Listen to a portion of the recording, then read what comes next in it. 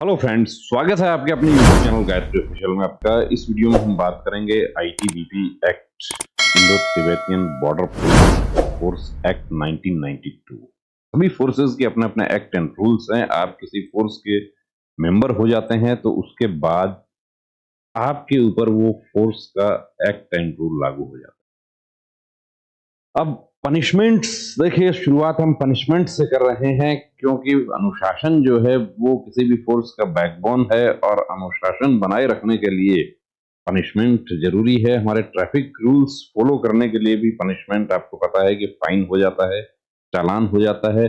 तो वही सब चीजें यहाँ पर हैं कि आईटीबीपी फोर्स में कौन कौन सी पनिशमेंट्स हैं। तो अभी आप लोग जब ट्रेनिंग में आप ट्रेनिंग कर रहे हैं, आपको एक्ट पढ़ाया जाता है, वहां पर भी आपको फोर्स कोड कौन कौन से हैं, फोर्स में किस सेक्शन में कौन सा पनिशमेंट हो सकता है, कौन सा अपराध जो है वो किस सेक्शन में लागू है, ये सब के बारे में आपके लेक्चर्स होते रहते हैं। तो देखिए पनिशमेंट्स जो है वो फोर्स एक्ट के लिए हम बात करते हैं, आईटीबीपी फोर्स एक्ट 1992, जिसमें सबसे पहला पनिशमेंट है punishments awardable by force courts.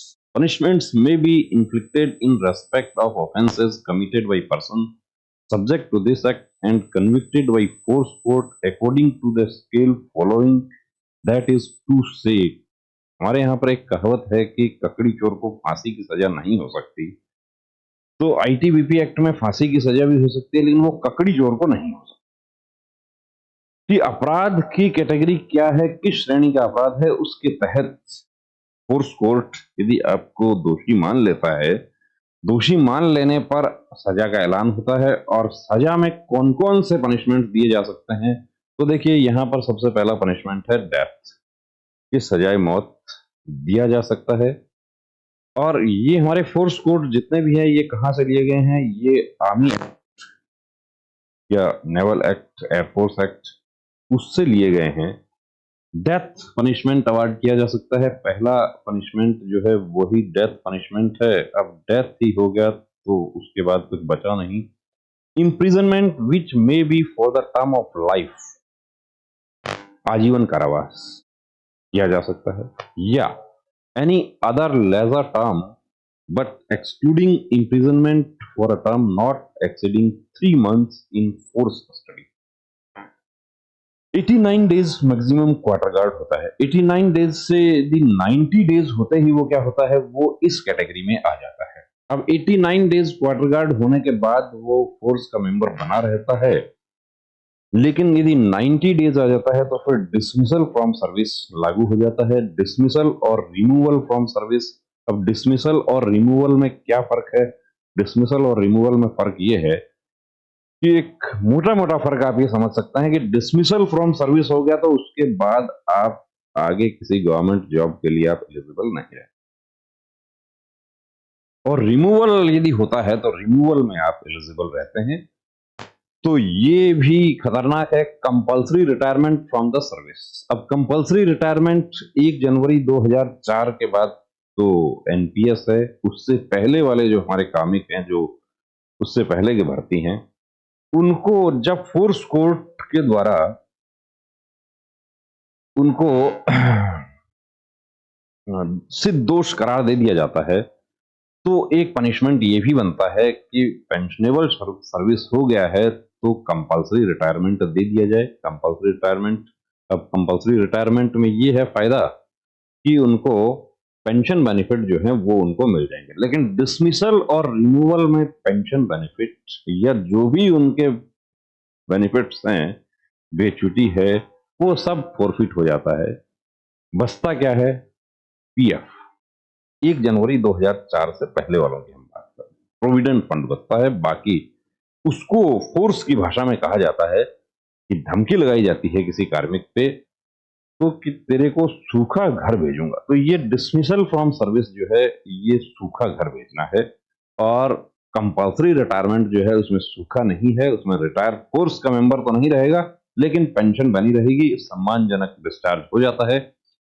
Imprisonment for a term not exceeding 3 months in force custody, जिसको क्वार्टर गार्ड, ट्रेनिंग में जाने के 2-5 दिन बाद ही क्वार्टर गार्ड क्या होता है इसके बारे में जानकारी हो जाती है, क्योंकि आपको क्वार्टर गार्ड का आपको विजिट करवाया जाता है तो वहां पर पुलिस थाने की तरह लॉकअप बने हुए रहते हैं कि ये क्या है, ये है क्वार्टर गार्ड।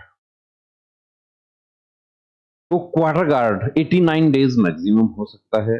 89 डेज से 90 हो गया, 90 हो गया तो वो किस कैटेगरी में चला जाता है, वो डिसमिसल और रिमूवल की कैटेगरी में चला जाता है, यानी कि उससे ऊपर वाला बी।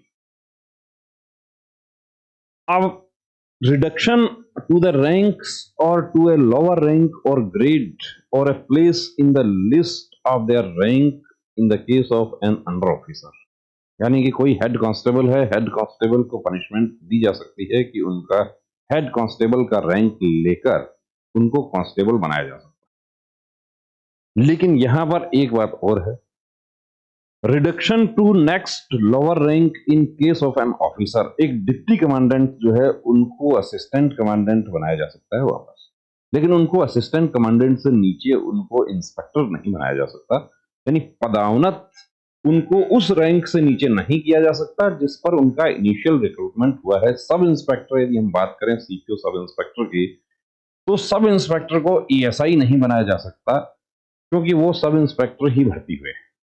तो उसके बारे में भी यहां पर लिखा है, provided that no officer shall be reduce to the rank lower than the one to which he was initially appointed, forfeiture of seniority of rank and forfeiture of all or any part of the service for the purpose of promotion.